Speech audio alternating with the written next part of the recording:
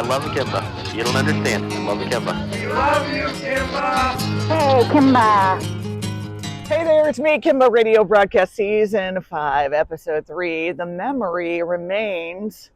And I'd like to welcome my very special guest. I'm calling this my West Coast series. Oh, nice. As I always refer to him, or quite often on the air, the great Razorio. Hello, everybody.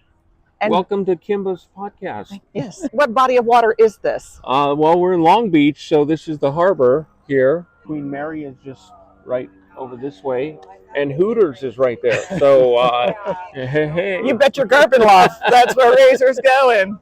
There you go. The fact that you used Garpenloff first was very impressive. I did enjoy that. Right?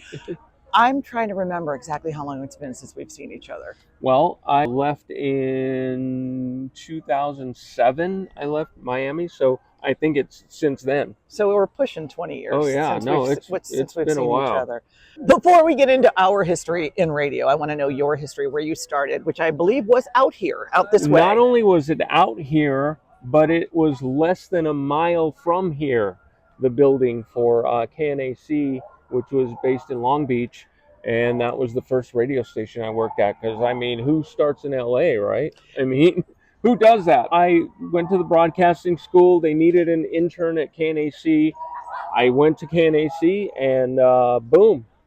If you don't know, Los Angeles is the second largest market in the United States of America. So it's a huge radio market. So that's what he means by he was able to get into such a big market. And KNAC was one of the biggest stations. Yeah, it's funny because it didn't have a huge signal, but it was a huge legendary station that was known all over the world. And when that Gulf War happened, we were getting photos from those guys who spray painted KNAC on the missiles. And it was like, are you kidding me? Proving that signal size does not always matter. There you go. It was a huge legendary metal station. All the metal bands, if you go back to the videos from the 80s and early 90s, they're all wearing KNAC shirts. The station went off the air. About 3 months later, the station went off the air in February of 95. And in between that, I was doing some movie extra kind of work, because Hollywood. And then I got the call to come to Miami to work at Zeta. And that was in June of 95. Said, hey, you want to come to Miami? And I'm like, yes, I do. Right now. Let's go. First, I was doing the 2 to 6. Oh, the overnight. Yeah, Ooh. No, I started right there, doing that whole thing. And it was only a couple months. I think, I got there in June. Didn't get on the air right away for whatever reason. I was doing 6 to 10 at that time, so there was one person in between us, but you eventually got bumped up to the 10 to 2. Back during that time, we did what you call crossovers. Mm-hmm. So I was going off the air, Razor was going on the air, and we would chit chat. And sometimes we'd chit chat. It could be a minute, never less than that. Yeah, no, 2 minutes, long 3 minutes, and it was just one of those. But we incorporated phone calls, listening to some of them back, which I'm going to play one for you in a minute. It was the 11 o'clock news. I forgot about that feature that you did. You played new music at 11. And so we talk about maybe what was coming up on that, or I'd play a phone call that mentioned that I got about Razor earlier in the evening. Now you just don't. The art of the crossover is gone. Yeah. The art remains. They just won't let us do it. Yeah, it's non-existent. You won't hear that. Let the people talk. Exactly. So the first one I have is from February of 1996. And the reason I'm pointing out the date, the month and the year is because you and I really had just started working together, crossing over shifts, and just to hear, I think, the connection that we kind of instantly had, rapport we had as jocks. So listen to this. The Razor is about to be in, or That's are right. you? And might I say, and if I have to ask, maybe how beautiful you look tonight, Kimba. Might I just add that in there? You are so full of it. I scare away the daylight. We all know that. Okay, that'll be $5, please. Well, there's been a ton of calls for a ton of blocks, and that's right. I'm going to take a ton more calls right now. So okay. Please stand by. Could you play some U2? Yep. Kimba? Yes? Yeah, have you done the Nirvana block one? Not yet. Not yet? Not yet, but it's coming up. Oh, cool, thanks. Hello? Hi. Metallica? Woo! That'd be good. You know how many calls I've been getting for Metallica tonight? How much? I don't know. A lot. Huh. A big old chunk. Oh, really? A repulsively titanic amount. Huh. So we're going to do that in a little while. Okay. Hello? Hi. Yes, and I would like to hear,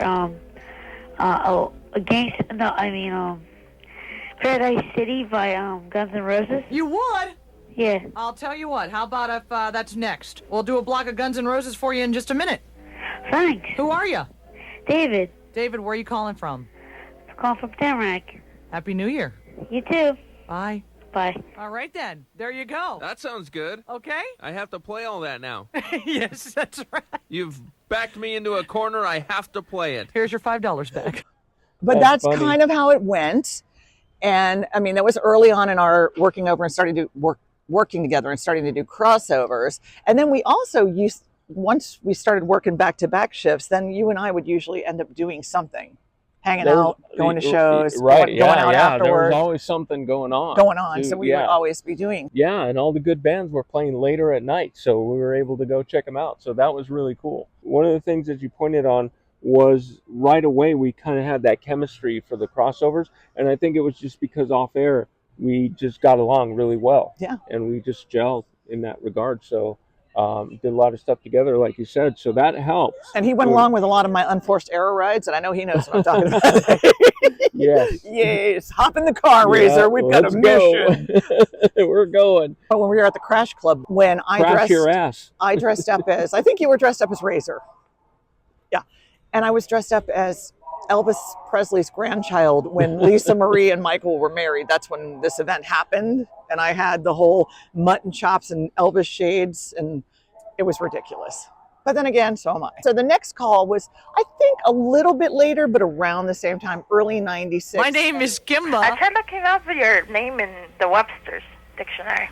Oh, well, see, now what you really need to do is look up Kimba in your Funkin' Wagnall. And all I could find is Kimball. Kimbo. Ball. B-A-L-L. Oh, Kimball. Which is, it's 4 different cities in 4 different states. I would think Kimball would be like a dance that I organized. Everybody, come on out to the Kimball. No, it sounds too fancy. Well, yeah, then again, it could take on an entirely different kind of meaning, and I don't want that to happen. Actually, okay. I see where you're getting at. Kimball. Well, while you're busy looking up Kimball. Kimball in the dictionary, Razor's looking up bush tit. Actually, I spoke to Razor last night. He is perverted. And for one little thing that I said, they totally changed the conversation. Isn't he sick? Man, I asked him, you know how you're doing, whatever? Instead of that, I accidentally said, how's the hanging? Oh, my God. What the hell I did that for? Oh, right? Exactly. He probably just went totally crazy with that one. Oh, yes. Where do you think you're going? Where do you think you're going? I went totally crazy. I went to her house to show her how it was hanging. That's how crazy I went. Oh, I hope she had the microscope with her. You know, I had to Oh, bring I'm it with kidding. me. I'm It's in my kidding. back pocket at all times. You know I stand back when you walk in the room. You know I do. That's my breath. See, I'm trying. You know, I come clean. The Razor is in, and boy, can we tell. Sometimes when you listen back to those, aren't you even a little shocked because it's been so long since we've been able to kind of say things like that? Well, I mean, I kind of sometimes still do, but not at that level anymore. Same here, but neither of us, not but- really. Neither of us do that really. We don't say anything we shouldn't. But yeah, right.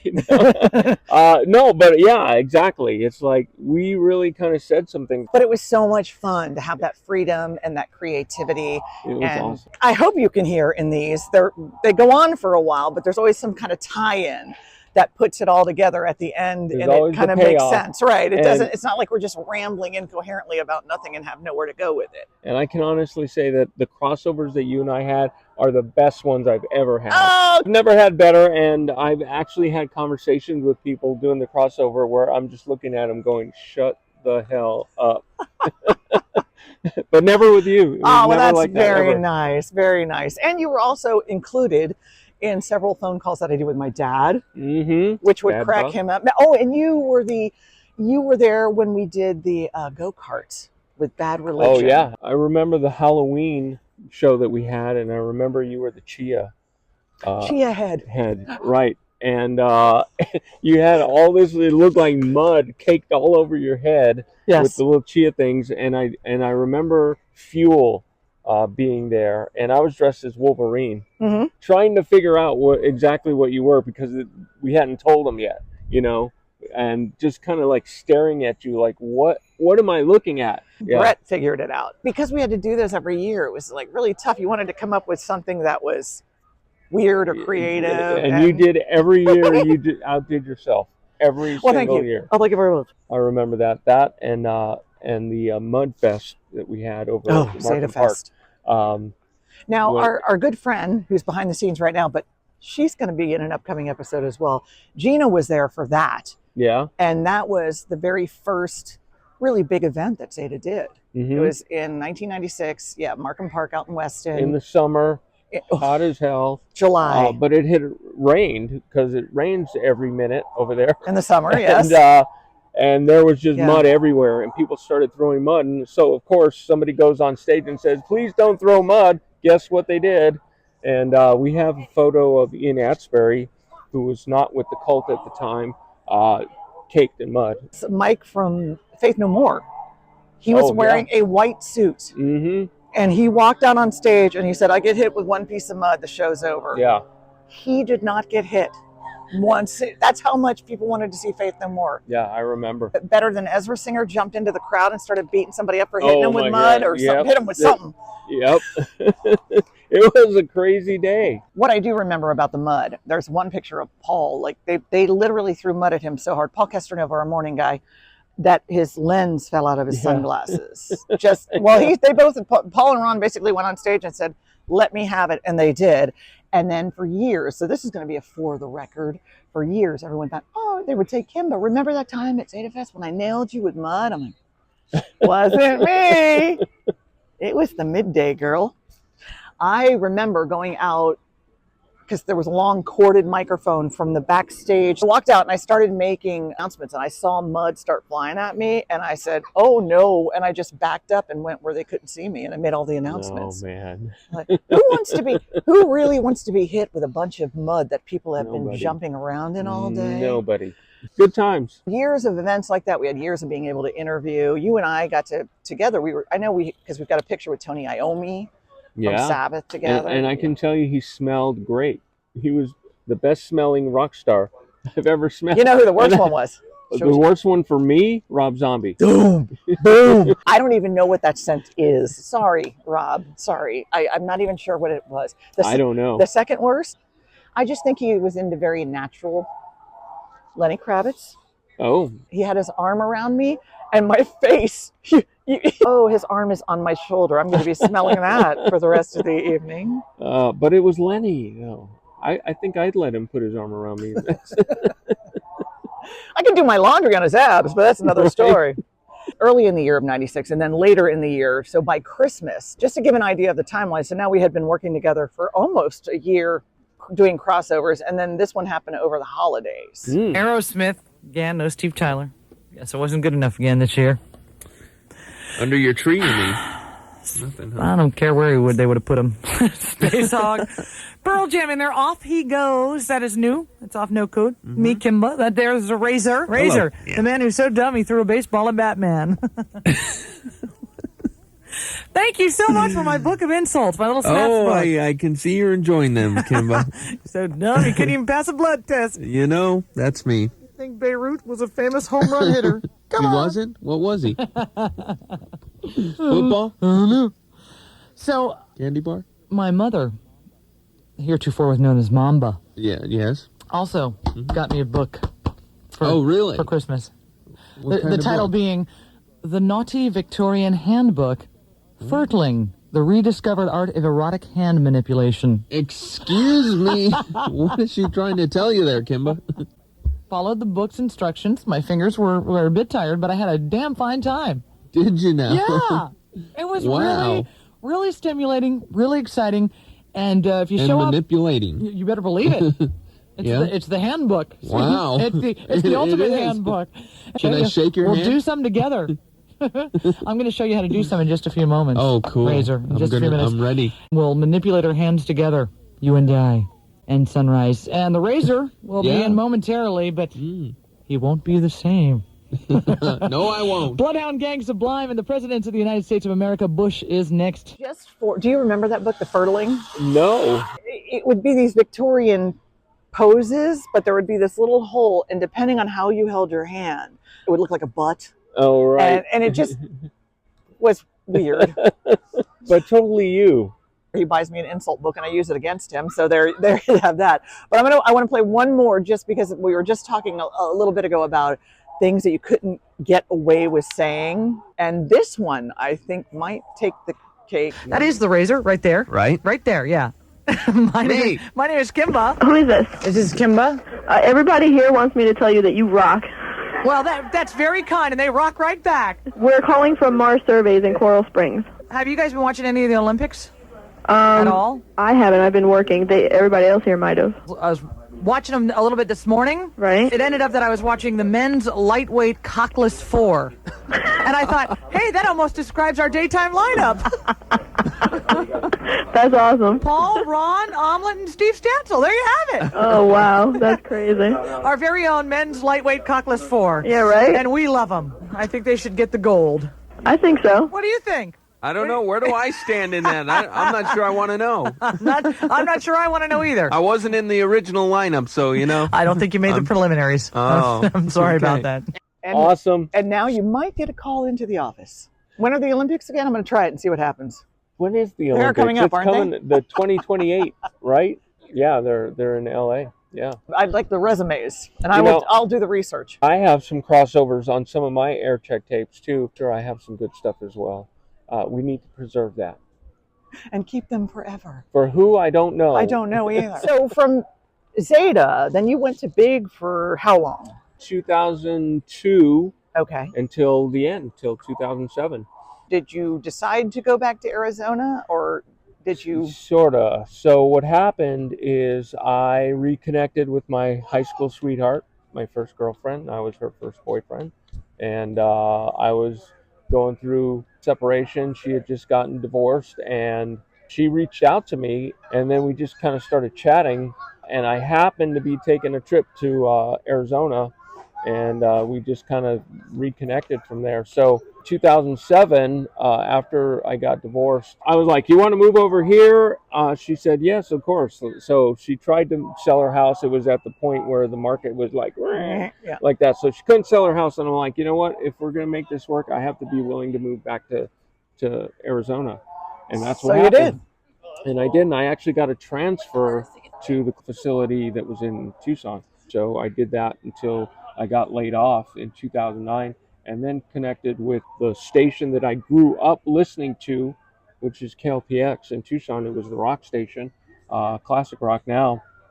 And I got hired there in 2010, and I've been there ever since. That's my longest tenure at any station. Say that's a long run. Now. That's a long run. Yeah, it's been 15 years, and now assistant program director of that station, which is really cool because I grew up listening to that station, and also the active rock station, which is playing all the harder, newer stuff. So, and that's where I'm on the air at KFMA. So that's where I've been. And that is kind of shows that we have parallel lives too, because I grew up listening to Zeta in Miami, growing up in Miami, and it went off the air for a while, and it came back, and I ended up working there for 15 years. Hopefully yours lasts longer. Mine came to a abrupt halt. They just threw a new position at me, so I think they want me. Oh, is it the pike? Is it the pike or the tuck? Well, it's the we can't discuss that. Remember, we're not allowed to talk about that sort of thing anymore. But thank you for bringing me onto this whole thing. This is awesome. It's great to see you because, like you said, we haven't seen you since probably like about 18 2007. years now. Yeah, so, going on that. Which is too long. I see you on the social medias and whatever, but that's not the same. Well, I think it isn't, but I think we're kind of lucky enough that we have that now, that we can kind of keep tabs on each other and just see how everybody's doing that way. But when I knew I was coming out here, I said, there's no way I cannot visit with the great Rezorio. I know, exactly. So, like I said, it's been wonderful, and I hope you come out here again sometime soon. The West Coast has pie. Come on over. Thank you for listening to Me Kimba Radio Broadcast, Season 5, Episode 3, The Memory Remains. That was my best Hetfield. I think I just sprained my pancreas. This Kimba's on the radio.